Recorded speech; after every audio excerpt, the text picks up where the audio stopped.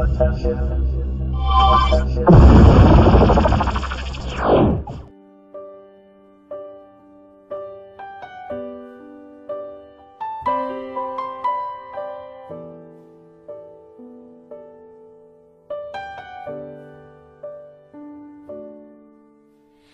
I rest against this cold hard wall, or will you pass me by?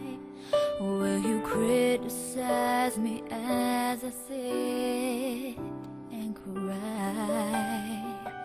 I had fought so hard and thought that all my battles had been won, only to find the war has just begun. Is he not strong enough? Is he not pure enough to break me, pour me out, and start again? Is he not brave enough to take one chance on me? But he's gonna have one chance to start again.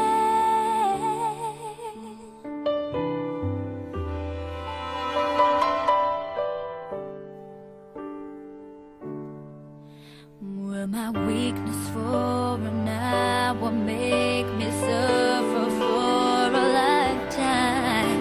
Is there any way to be made whole again?